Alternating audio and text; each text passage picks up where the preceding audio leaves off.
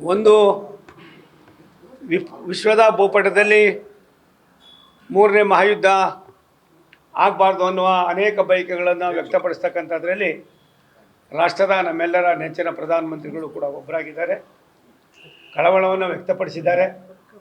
ಮೊನ್ನೆ ತಾನೇ ಇಸ್ರೇಲ್ಗೆ ಹೋಗಿ ಯಾವ ರೀತಿ ಅವ್ರ ಜೊತೆಯಲ್ಲಿ ಮಾತಾಡಿ ಬಂದಿದ್ರು ಕೂಡ ಕೆಲವು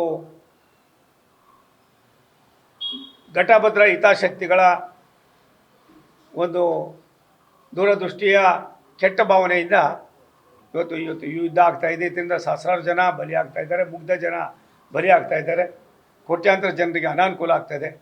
ದೇಶದಲ್ಲಿ ಬದುಕೋದಕ್ಕೆ ಎಲ್ಲರಿಗೂ ಅವಕಾಶ ಇದೆ. ತಕ್ಷಣವೇ ಈ ಯುದ್ಧವನ್ನು ನಿಲ್ಲಿಸ್ತಕ್ಕಂಥದ್ದಕ್ಕೆ ಭಾರತ ಸರ್ಕಾರವು ಕೂಡ ರಾಷ್ಟ್ರದ ನಮ್ಮೆಲ್ಲರ ನೆಚ್ಚಿನ ಪ್ರಧಾನಮಂತ್ರಿಗಳು, ನಮ್ಮೆಲ್ಲರ ನೆಚ್ಚಿನ ಗೃಹ ಮಂತ್ರಿಗಳು, ರಕ್ಷಣಾ ಸಚಿವರು ಅವರ ಅನುಭವವನ್ನು ಹಂಚಿಕೊಳ್ಳುವ ಕಾಲ ಸನ್ನಿಹಿತವಾಗ್ತಾ ಇದೆ.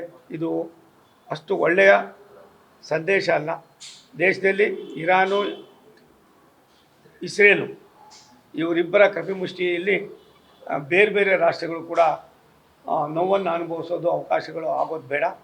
ದೇಶದ ಪ್ರತಿಯೊಬ್ಬರ ಜನರ ಪ್ರಾಣ ರಕ್ಷಣೆಯಲ್ಲಿ ಭಾರತೀಯರಾದ ನಾವು ಮುಂಚೂಣಿಯಲ್ಲಿ ಇರ್ತಕ್ಕಂಥದ್ದಕ್ಕೆ ನಮ್ಮ ರಾಷ್ಟ್ರದ ನಾಯಕರಾದ ಪ್ರಧಾನಿಗಳು ಈಗಾಗಲೇ ನಮಗೆ ಕೆಲವಾರು ಕ್ರಮಗಳನ್ನು ಕೈಗೊಳ್ತಾ ಇದ್ದಾರೆ.